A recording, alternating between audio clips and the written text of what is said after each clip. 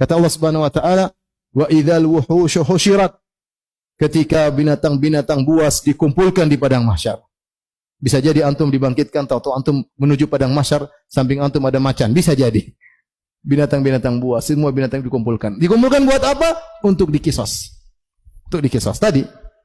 Ya, hatta yuqtassa atau hatta yuqada li syartil jalha min syartil qarna. Sampai kambing yang tidak bertanduk akan mengambil haknya dari kambing yang bertanduk. Setelah mereka dikisos, Allah mengatakan kuni turaba, jadilah tanah.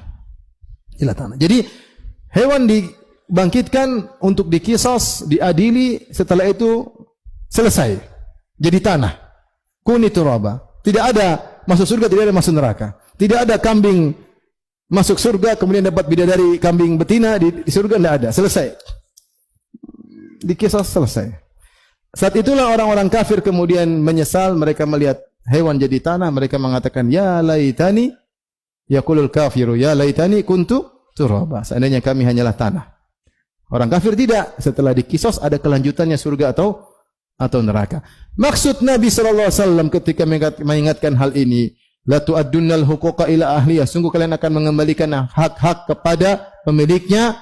Sampai Rasulullah jelaskan, jangankan kalian manusia, hewan pun akan diambil haknya untuk dikembalikan kepada pemilik hak. Kalau hewan saja disidang, diambil haknya untuk dikembalikan kepada pemilik hak, apalagi kalian manusia. Jadi pastikan hak kalian akan kembali. Maka di dunia ini, kalau hak kita diambil, dan mungkin terjadi, misalnya seorang punya tanah mungkin kecil, atau ada orang besar nyerobot, kemudian bikin sertifikat, kemudian patok, nggak bisa apa-apa. Dia mengurus ke pengadilan, nggak punya biaya untuk sewa pengacara, ya sudahlah, ambil aja lah. PN kalau apa. Apakah kembali nanti? Kembali di akhirat. Kembali dunia percuma. Sedikit kita dapat tanah terus paling beli mobil, paling ini, di akhirat kita lebih butuh. Kalau tidak kembali dunia apa? Di akhirat lebih butuh.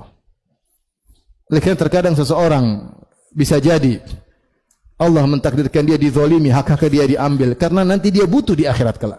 Karena dia tidak butuh di akhirat kelak. Kalau dia dapat dikasih di dunia, buat apa sih? Buat jalan-jalan, buat makan, buat bangun rumah, buat beli mobil.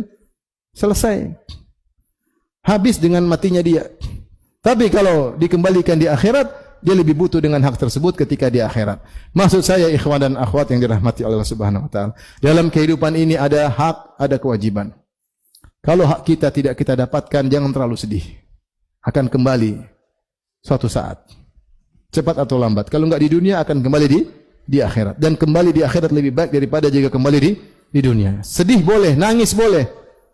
Tapi jangan terlalu sedih. Akan kembali.